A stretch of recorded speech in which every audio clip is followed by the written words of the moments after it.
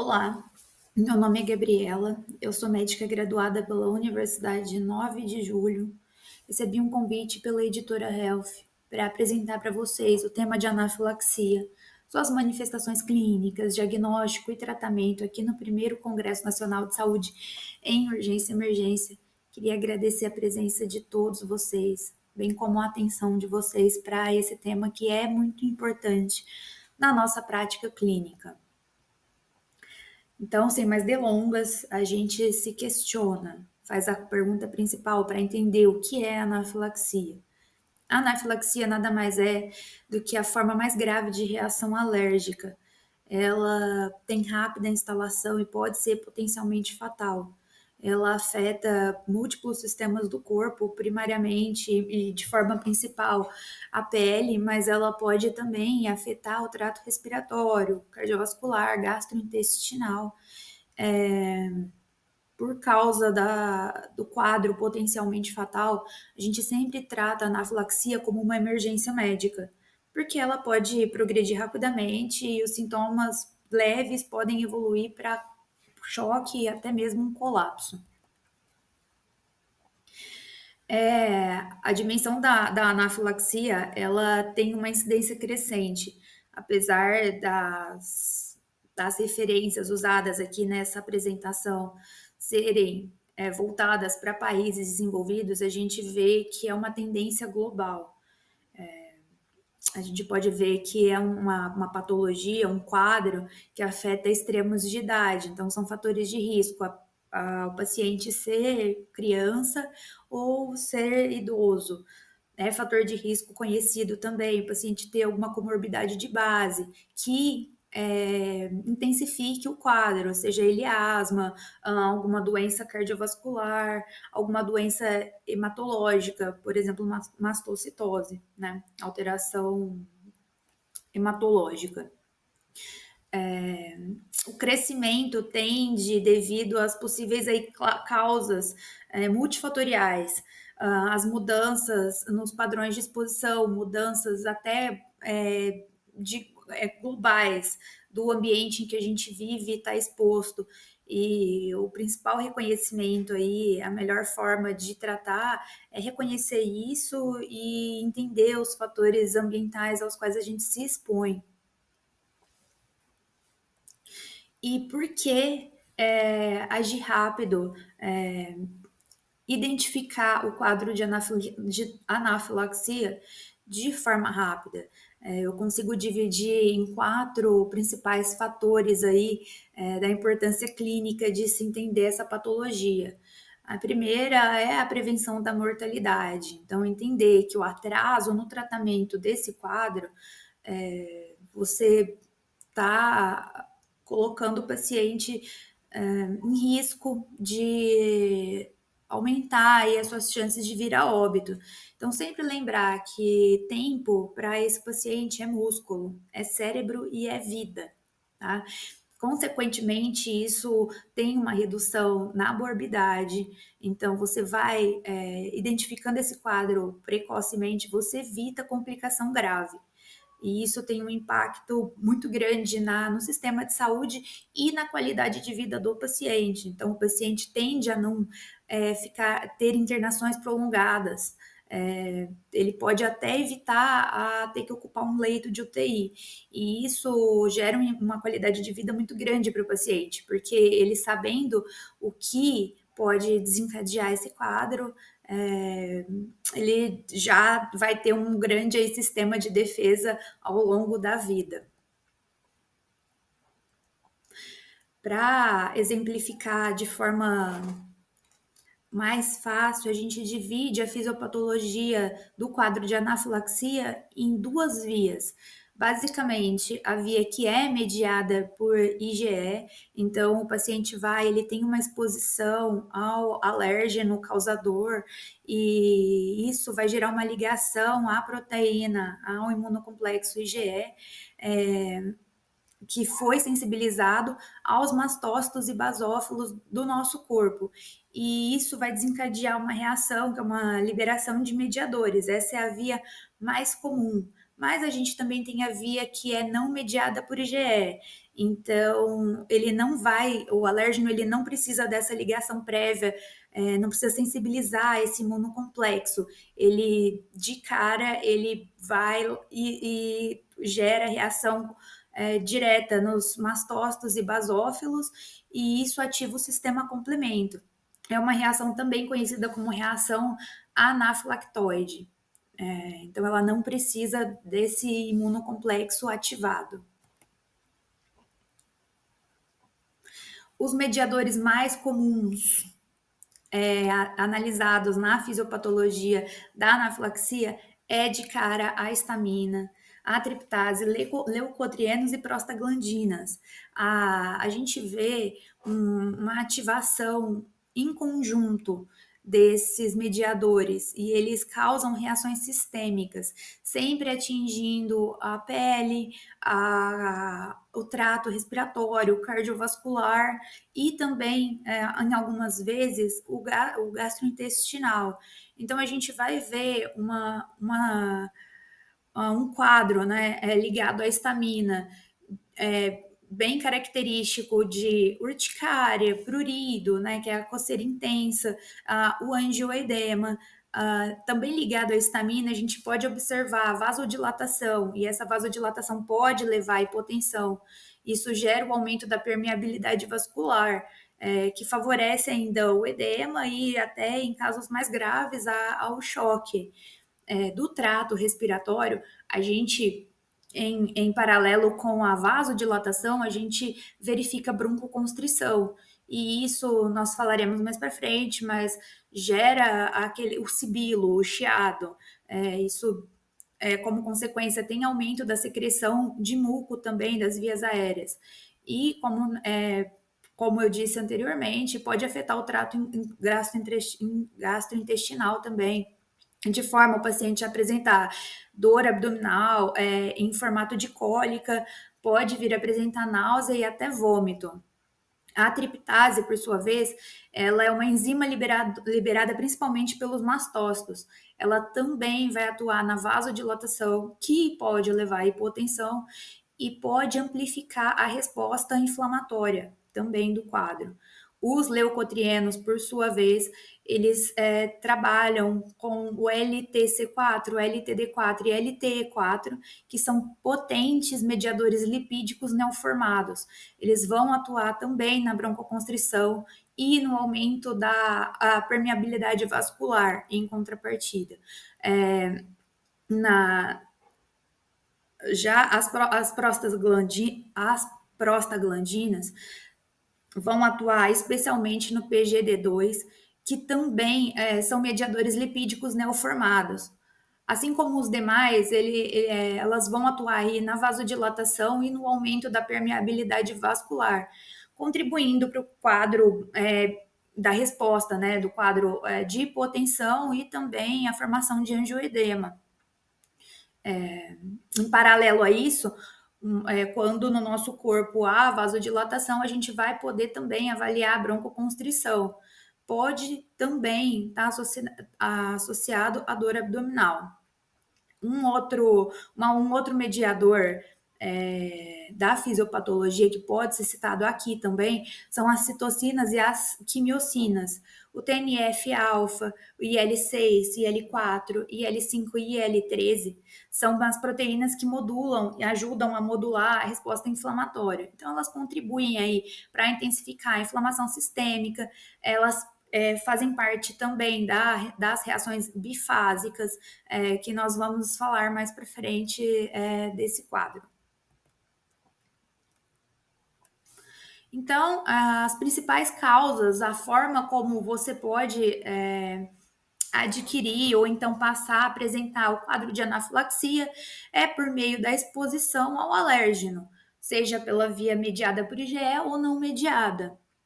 Uma das causas mais comuns é o contato com alimentos. A gente percebe que para criança é muito mais comum ter esse tipo de reação com alimento, porque são pacientes que não foram antes expostos, diferente dos adultos que já foram expostos durante sua vida, e então o mais comum é ver adultos com reação anafilática por meio de medicamentos e não de alimentos. Muito comum também, muito discutido, as picadas de heminópteros, né? As abelhas, as vespas, formigas, e o contato com látex, às vezes em escala menor, apenas a irritação, aquele pozinho dentro da luva também pode ser uma reação, mas apenas local.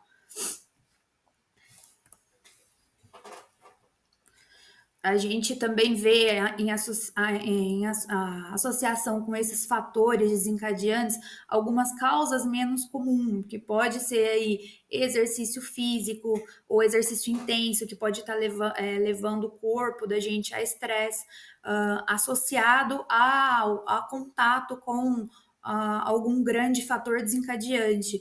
O frio, o calor também pode intensificar esse quadro, e também outras causas não necessariamente indicadas, né, de início, pode ser de forma idiopática, não, a gente, no caso, não identifica da onde vem esse quadro.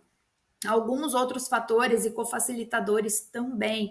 Então, sempre vai ter que ter uma exposição de um alérgeno inicial, que seja ele mais indicativo de resposta imune, junto com algum facilitador, ou cofacilitador, ou cofator, para intensificar a resposta do seu corpo em contato com esse desencadeante. Então, pode ser ele, novamente, o exercício físico em situação de estresse, o álcool, infecções virais, às vezes crises asmáticas, então que intensificam a resposta, medicamentos que podem agravar o quadro, por exemplo, os beta-bloqueadores, e isso pode, inclusive, dificultar o tratamento. A gente vai estar falando mais para frente também, na aba do tratamento, sobre isso.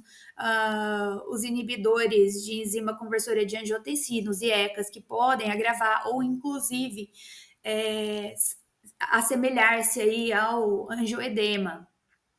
Período menstrual também pode ser indicado como um cofator que intensifica o quadro. O importante é sempre identificar e tentar evitar esse tipo de exposição, é claro. A gente não pode deixar de falar do fator tempo em relação à anafilaxia. Os sintomas, como eu já disse, eles podem ser potencialmente fatais. Por quê? Por causa do surgimento, depois da exposição. Não é uma reação que dá para a gente esperar. Então, ela pode se instalar em poucos minutos e pode progredir rapidamente a quadro, enfim, leve, que vai bastar uma observação, ou muito grave, que vai precisar até de um leito de UTI, para evitar que a pessoa venha a óbito. É lógico que o atraso no reconhecimento desse quadro vai aumentar o risco de complicação e, consequentemente, a probabilidade do paciente vir a óbito. Então, cada minuto para esse paciente conta para uma intervenção aí que seja eficaz e de resposta rápida. O tempo é a chave desse diagnóstico. E assim, é importante a gente entender da onde que vem esse fator, o fator desencadeante. Por quê? Porque a gente é a prevenção mais rápida e mais fácil do quadro, entender da onde que vem, porque a gente consegue prevenir de forma eficaz que novas exposições ocorram, e assim o paciente desenvolva aí, né, um quadro mais grave acerca dessa patologia. Até sabendo da onde que vem, a gente pode direcionar melhor a investigação do quadro, e isso até facilita para o especialista conseguir acompanhar o quadro desse paciente. A gente consegue lançar mão de alguns exames complementares e isso fica muito a cargo do especialista. Então, essa é a importância de sempre referenciar o paciente para fazer essa investigação e acompanhamento a longo prazo. Nesse caso aqui, a anamnese vai ser a nossa ferramenta mais poderosa no tratamento e no segmento do paciente. Então, aqui a gente vai falar sobre as manifestações mais comuns do quadro de anafilaxia, como eu havia citado previamente, a pele, a mucosa, o sistema, né, a pele do nosso corpo é o sistema mais acometido, é onde a gente consegue perceber os sinais mais comuns. A gente aqui cita os principais, que é a urticária, que são as placas elevadas, avermelhadas, com coceira intensa, com prurido intenso, né? Normalmente a gente pode avaliar isso concomitantemente. O angioedema, que é basicamente o inchaço, o edema, que pode aparecer em lábios, no local da exposição, pálpebra, face, a garganta, as mãos, os pés. E o eritema generalizado, que é o vermelhão. Às vezes está muito associado o eritema e a urticária. Desse quadro aqui, o que a gente precisa frisar, que é o mais importante, o sintoma de alarme principal, é a presença do angioedema, porque esse sinal ele pode ser um ponto de agravamento aí e comprometimento de via aérea. E falando de via aérea, o sistema respiratório aí pode estar presente em até 70% dos casos, e esse é o nosso compromisso, é o de proteger a via aérea, é perceber esses sintomas de forma rápida para poder montar um sistema de contingência e não deixar o quadro progredir. Eu deixei aqui para vocês uma escadinha. Então, o paciente, às vezes, ele começa com aquela dispneia, aquela queixa de dificuldade de respirar. Você consegue ver o aumento da frequência respiratória. Em seguida, esse paciente pode apresentar sibilo, que é o chiado no peito, que é sintoma de broncoespasmo. E, de forma mais grave, ele pode progredir, inclusive rapidamente, para quadro de estridor, que é um dos principais sintomas de gravidade para o quadro do paciente que está com anafilaxia e apresenta comprometimento da via respiratória. Então, a nossa ideia é não deixar chegar, desculpa, nesse ponto. O paciente ele precisa ser tratado.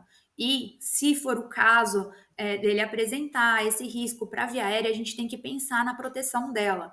Além disso, o paciente pode estar apresentando tosse persistente, essa queixa de sensação da garganta fechando, de edema de glote, edema de via aérea superior.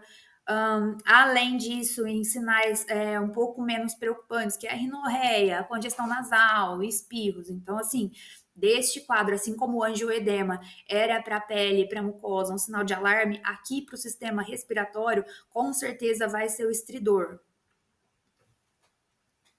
Em alguns outros casos, a gente pode verificar acometimento do sistema cardiovascular. Então, como já disse, os mediadores inflamatórios, eles podem gerar vasodilatação tão importante que vai repercutir em queda da pressão arterial do paciente, ou seja, a hipotensão.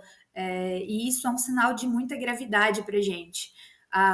Inclusive, por isso coloquei em primeiro lugar, porque caso ela esteja presente, é um grande indicador de choque anafilático e uma das maiores causas que impactam na mortalidade do paciente. Em segundo plano, né, em concomitante à hipotensão, o paciente pode também apresentar taquicardia ou até mesmo bradicardia. Pode apresentar também arritmia cardíaca, dor torácica, isquemia miocárdica. O paciente pode apresentar outros sinais concomitantes de choque, que é a palidez, a pele fria, pegajosa, que são aí indicativos de má perfusão. Então, ficar atento aos sinais de, repito, angioedema, o estridor e aqui no caso do sistema cardiovascular, a hipotensão.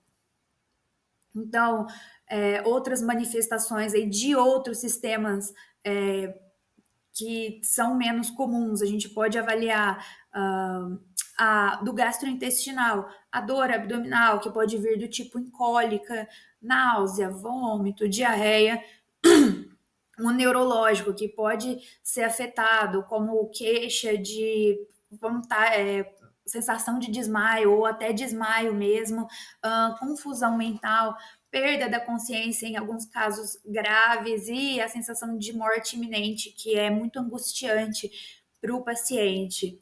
Como sintoma oftalmológico, a gente não pode deixar de citar o edema periorbital, que é também uma afecção do sistema da pele, né? Que nada mais é do que uma manifestação aí do angioedema local.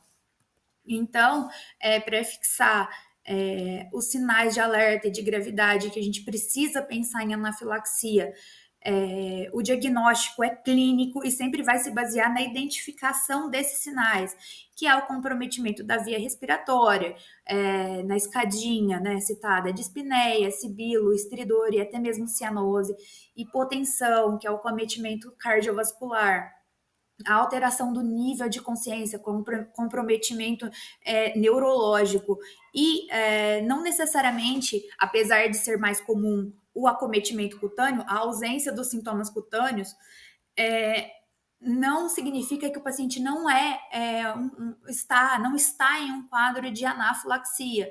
Então, uma anafilaxia grave, inclusive, pode não ter urticária, que a gente vai comentar um pouquinho mais para frente, que infelizmente, às vezes, em idosos, o quadro, o acometimento de pele não está presente. Então, a gente tem que ficar atento para reconhecer e tratar o mais rápido possível. Alguns critérios diagnósticos definidos para ajudar a gente na prática clínica vou estar falando aqui para vocês, são 3 critérios. No critério número 1, a gente é o mais comum, né? Ainda bem. E aí a gente pode ter aí um quadro de início agudo que pode variar de minutos a horas, e a gente vai precisar de um envolvimento de pele e mucosa que está presente em 90% dos casos, e pelo menos um dos seguintes, que é algum acometimento do trato respiratório ou algum acometimento do trato cardiovascular. Então, sempre está pensando aí no quadro para a gente conseguir atingir a população de forma rápida. Início agudo, acometimento de pele e mucosa e pelo menos um acometimento do trato respiratório ou um acometimento do trato cardiovascular. O critério 2, ele também vai ter o início agudo, que pode ser de minutos a horas, e já vai ter um histórico aí de provável exposição a algum alérgeno para o paciente, e aí vai ter que ter pelo menos 2 dos seguintes critérios do grupo de 3, dos 3 mais comuns, que é o acometimento de pele, do sistema da pele, e ou o acometimento do trato respiratório, e ou acometimento de hipotensão ou sintomas associados. Caso exista também o acometimento do trato gastrointestinal por um período mais prolongado, esse fator também será incluído nessa tríade dos grandes sistemas aí do corpo, tá? Então, para reforçar, a gente vai precisar de uma exposição inicial a um alérgeno já provável para o paciente, então ele vai ter alguma história de exposição e pelo menos 2 sistemas acometidos, sendo esses sistemas a pele, o trato respiratório e o trato cardiovascular. Caso os sintomas gastrointestinais estejam presentes e persistentes, esse também vai entrar. Então, vai precisar de pelo menos 2. E, por fim, a anafilaxia do critério 3 é a redução da pressão arterial após a exposição ao alérgeno conhecido para aquele paciente. Então, reparem que basta apenas a queda da pressão após a exposição a um alérgeno para ser identificado como anafilaxia. Não necessariamente precisa de ter o acometimento aí de outro trato do corpo. Principalmente, né, o que a gente às vezes espera é que o paciente tenha aquela a exposição aí da pele, enfim, manifestações da pele. Nesse critério, o paciente não precisa ser contemplado. Basta ele ter essa queda de pressão e essa exposição a um alérgeno para ser identificado como anafilaxia. E é nesse momento aqui que, assim, que eu gosto de enfatizar que isso pode acontecer em muitos casos com um grupo de idosos, que é muito mais comum isso acontecer. Como diagnóstico diferencial da causa de anafilaxia, eu gostaria de citar aqui, em geral, um quadro de anafilaxia, ele é um quadro que ele é sistêmico e de instalação rápida. Então, a gente faz diagnósticos diferenciais, mas se você analisar bem, na dúvida, a gente precisa tratar o quadro de como se fosse anafilaxia, para não correr o risco do paciente apresentar uma progressão de piora, né, que seja aí deficitária para a vida do mesmo. Então, alguns diagnósticos diferenciais, algumas outras condições que a gente pode citar que possam estar presentes aí para a gente pensar. A síncope vasovagal, que ela pode fazer bradicardia, pode apresentar palidez sem urticária e sem broncoespasmo. A crise de asma, que o paciente pode apresentar como um quadro de comorbidade de base. No entanto, o paciente apresenta sinais e sintomas do trato respiratório, não apresenta o quadro de acometimento de pele, nem angioedema e tampouco a hipotensão, que são quadros, a hipotensão, um quadro tão grave aí para pacientes que estejam com um quadro de anafilaxia. Paciente também com um ataque de pânico ou hiperventilação, não apresenta aí sinais objetivos de gravidade. É um quadro que ele se instala e tem uma progressão não tão rápida se comparado com a anafilaxia. E em paralelo, um choque anafilático pode ser confundido também com um choque séptico ou cardiogênico. Mas é válido lembrar que esses quadros, tanto o choque séptico quanto o cardiogênico, eles apresentam uma progressão mais lenta se comparado com um choque anafilático. O paciente normalmente vem com uma história de infecção, sinais de infecção prévio e também um histórico aí prévio de cardiopatia, que pode intensificar o quadro e levar a esse quadro de choque aí, seja séptico ou cardiogênico. Por fim, a Flushing Syndrome, ela apresenta acometimento de pele também de forma uma progressão mais arrastada, mas sem o quadro de broncoespasmo ou hipotensão, que são aí sintomas de grande gravidade. O tratamento agudo, desde sempre e agora revisando a literatura para trazer essa informação para vocês, se mantém sendo a adrenalina intramuscular, é o único tratamento de primeira linha e salvador de vidas, ou seja, a gente não pode de forma alguma pensar em atrasar esse tipo de tratamento. Ele deve ser feito imediatamente na suspeita de anafilaxia e não tem nenhuma contraindicação absoluta no quadro de anafilaxia grave. Então, é importante não atrasar, seja por dúvida diagnóstica ou para tentar administrar outras medicações para conter a progressão do quadro. A via preferencial da adrenalina é intramuscular, no músculo vasto lateral da coxa. A dose de adultos pode ir até 0,5 ml da solução da ampola de adrenalina, enquanto para crianças a gente vai até 0,3 miligramas da solução. A repetição pode ser feita a cada 5 a 15 minutos, se necessário. Quantas vezes? Até a gente pensar em conter de outras formas, né? O paciente normalmente vai responder muito bem à primeira dose. Caso seja necessário fazer uma segunda vez, é o momento em que o paciente tem também uma grande resposta. Então, de uma a duas vezes para o paciente aí ter uma boa resposta. Caso seja necessário uma terceira vez, é necessário que você passe a pensar em outras formas de abordar o quadro, porque a gente não consegue,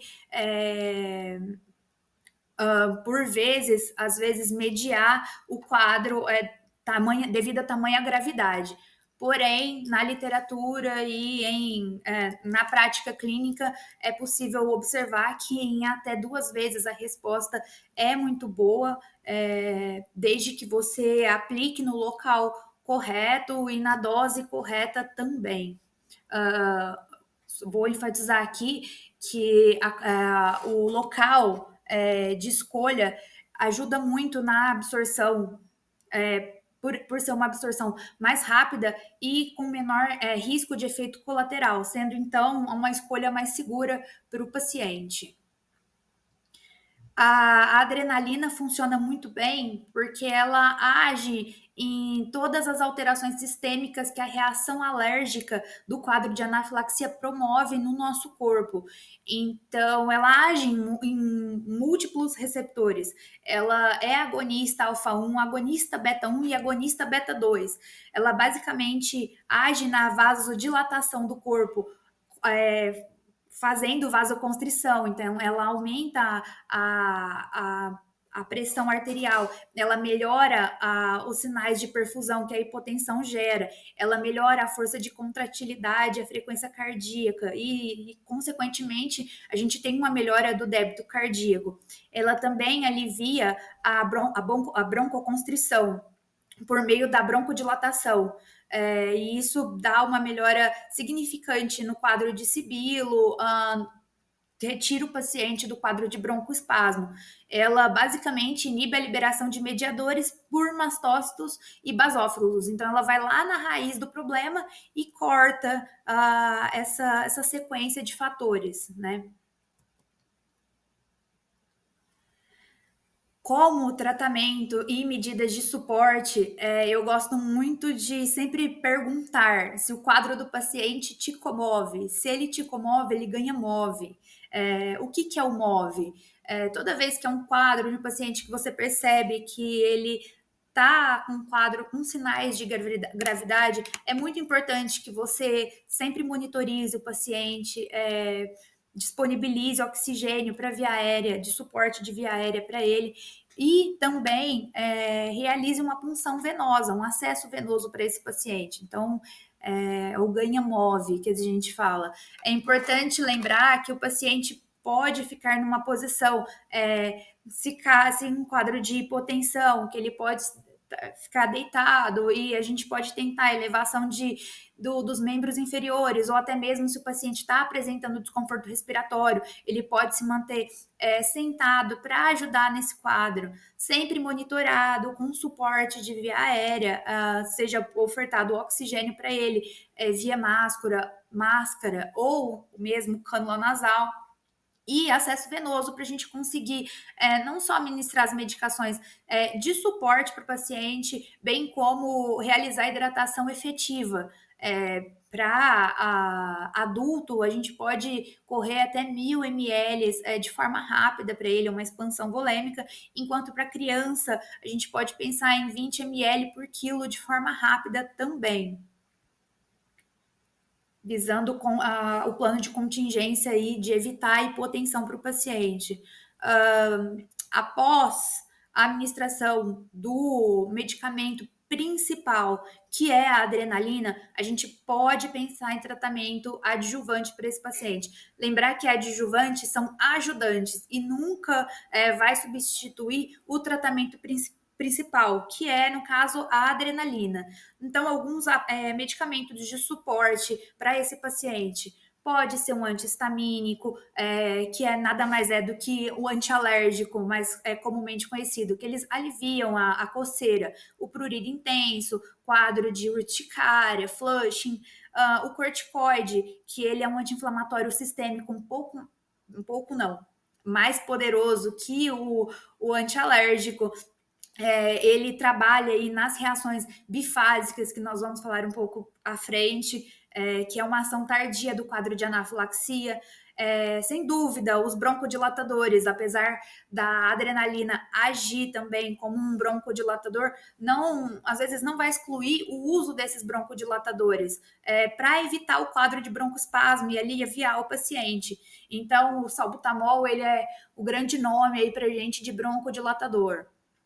E em casos, como eu havia citado, que os beta-bloqueadores podem intensificar o quadro, porque eles já, a paciente que usa já o beta-bloqueador, ele pode manter uma frequência cardíaca mais baixa, o glucagon pode estar ajudando aí para antagonizar esse efeito. De qualquer forma, eu deixo a mensagem de que essas medicações, eles não substituem a adrenalina de forma alguma. E aí, falando um pouquinho sobre a reação bifásica e o período de observação do paciente, a reação bifásica nada mais do que o que torna o período de observação importante. É o fato de que 20% dos casos de pacientes que tiveram alguma reação de alérgica ou de anafilaxia, eles podem ter recidiva dos sintomas, mesmo após a melhora inicial e sem nova exposição do quadro. Então, é por isso que é tão importante que o paciente tenha um período de observação ali sob os cuidados médicos, os cuidados da equipe de saúde. Para quem teve qualquer tipo de reação alérgica, um mínimo de 4 a 8 horas para todos os casos. E em paciente que teve apresentação aí de quadro mais grave, que colocou o paciente em risco, ou precisou de usar mais do que uma dose de adrenalina, ou um paciente que tem aí fatores de risco conhecidos e associados a esse quadro, é importante que ele fique por maior período de tempo em observação, podendo até chegar a um dia de observação.